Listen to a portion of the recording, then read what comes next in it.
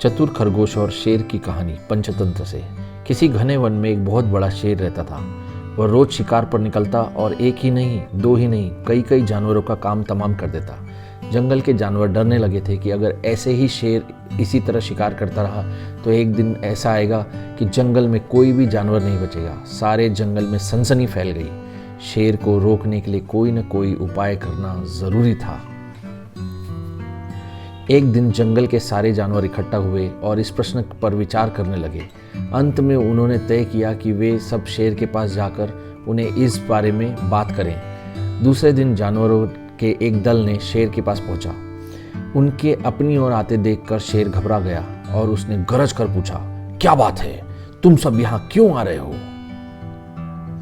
जानवरों का दल के नेता ने, महाराज, हम आपके पास निवेदन करने आए हैं। आप राजा हैं और हम आपकी प्रजा हैं। जब आप शिकार करते हैं तब तो बहुत जानवर मार डालते हैं। आप सबको खा भी नहीं पाते। इस तरह से हमारी संख्या कम होती जा रही है। अगर ऐसा ही होता रहा तो कुछ ही दिनों में जंगल में आपके सिवाय कोई भी नहीं बचेगा। प्रजा के बिना राजा भी कैसा रह सकता है? यदि हम सभी मर जाएंगे तो आप भी राजा नहीं रहेंगे। हम चाहते हैं कि आप सदा हमारे राजा बने रहें।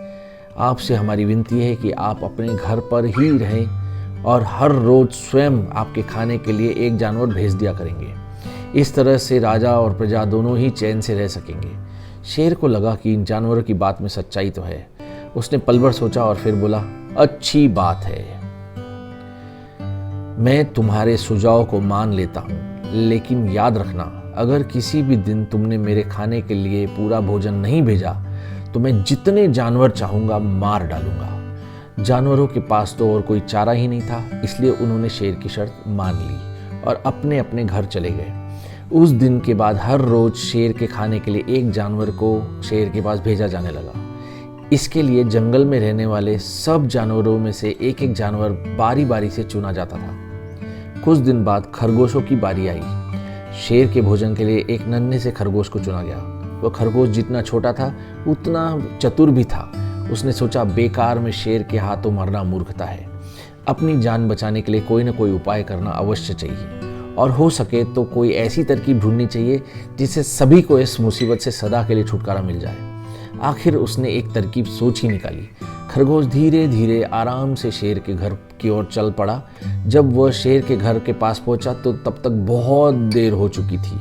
इस बीच गुफा में बैठे बैठे भूख के मारे शेर का बुरा हाल हो रहा था। जब उसने सिर्फ एक छोटे से खरगोश को अपनी ओर आते देखा तो गुस्से से बौखला उठा और गरज कर बोला, किसने तुम्हें भेजा है? एक तो पिद्दी जैसे हो, दूसरे इतनी देर से आ रहे हो। जिन बेवकूफ़ों ने तुम्हें भेजा है मैं उन सबको ठीक करूंगा। एक एक का काम तमाम न किया तो मेरा नाम भी शेर नहीं। ऐसा सुनते ही नन्हे खरगोश ने आदर से जमीन पर झुककर, महाराज, अगर आप कृपा करें तो मेरी बात सुन ले और मुझे या और जानवरों को दोष नहीं देंगे। वे तो जानते थे कि एक छोटा सा खरगोश आपके भोजन के लिए पूरा नहीं पड़ेगा, इसलिए उन्होंने 6 खरगोश भेजे थे। लेकिन रास्ते में एक और शेर मिल गया। उसने 5 खरगोशों को वहीं पे मार के खा लिया। यह बोलकर नन्हा खरगोश फिर शांत हो गया। खरगोश की यह बात सुनते ही शेर दहाड़ कर बोला, क्या कहा? दूसरा शेर? कौन है वो? तुमने उसे कहाँ देखा? महाराज, वह बहुत ही बड़ा शेर है, खरगोश ने कहा। जमीन के अंदर बनी एक गुफा में से निकला था। वह तो मुझे भी मारना चाहता था, पर मैंने उससे कहा, सरकार, आपको पता नहीं कि आप क्या अंधेर कर दिया। हम सब अपने महाराज के भोजन के लिए जा रहे थे, लेकिन आपने उनका सारा का सारा भोजन। चतुर खरगोश चालाकी से आगे बोला, हमारे महाराज ऐसी बातें सहन नहीं करेंगे। वे जरूर ही यहाँ आकर आपको मार डालेंगे। इस पर उसने पूछा, कौन है तुम्हारा राजा? मैंने जवाब दिया, हमारे राजा जंगल का सबसे बड़ा शेर है। महाराज!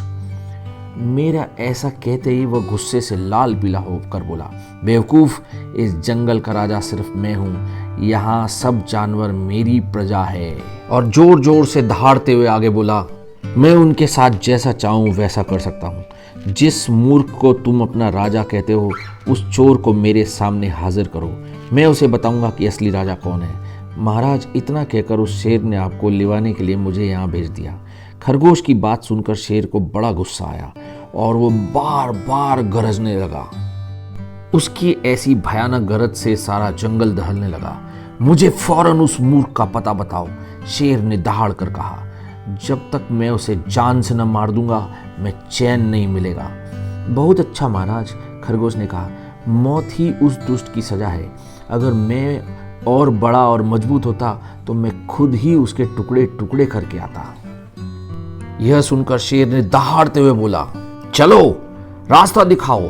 शेर ने कहा, फौरन बताओ किधर चलना है।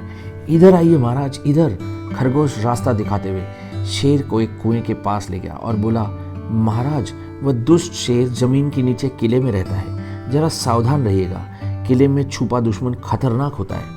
मैं उससे निपट लूंगा, शेर ने कहा, तुम यह बताओ वह है कहां। इस पर नन्हा सा खरगोश बोला कि पहले जब मैंने उसे देखा था तब तो वह यहीं बाहर खड़ा था, लगता है वो आपको आता देखकर वह किले में घुस गया। आइए मैं आपको दिखाता हूँ। खरगोश ने कुएं के नजदीक आकर शेर को अंदर झांकने के लिए कहा। शेर ने अंदर कुएं के झांका तो उसे कुएं में पानी में अपनी परछाई दिखाई दी। कुएं के पानी में अपनी परछाई को देखकर शेर जोर से दहाड़ा।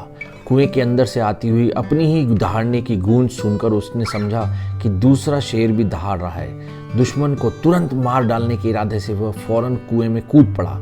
कूदते ही पहले तो वह कुएं की दीवार से जा टकराया और फिर धड़ाम से पानी में गिरा और डूबकर मर गया। इस तरह चतुराई से शेर की छुट्टी पाकर नन्हा खरगोश अब घर लौटा। उसने जंगल के जानवरों को शेर के मारे जाने की कहानी सुनाई। दुश्मन के मारे जाने की खबर से सारे जंगल में खुशियां फैल गई। जंगल के सभी जानवर खरगोश की जय जयकार करने लगे।